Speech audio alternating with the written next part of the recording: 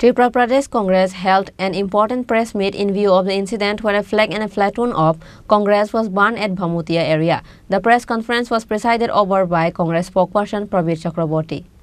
Speaking in the press meet, Congress spokesperson Prabir Chakraborty allegedly spoke about the BJP party, saying that they were the one to burn up the flag of Congress at Bhamutia area.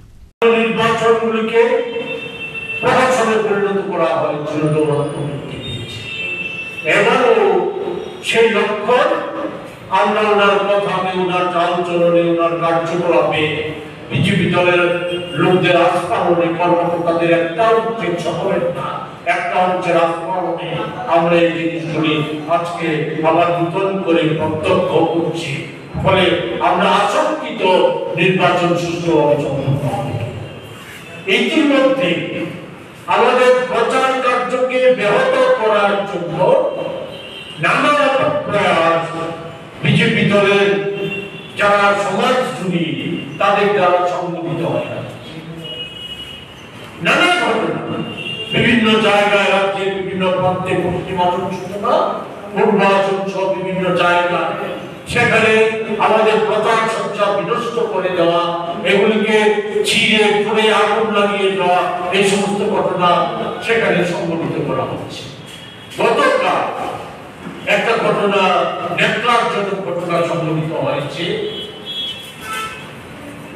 Agartala শহরের সন্নিকটে বামুটিয়া বিধানসভা।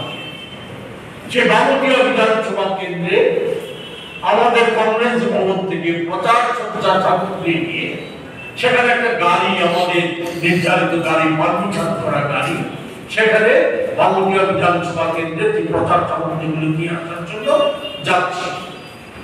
তাকে সে গাড়িটাকে রাস্তায় বামুটিয়া যাওয়ার পর রাস্তায় আটকে সেখানে ড্রাইভারকে নামিয়ে বেধড়ক মারধর করা হয়।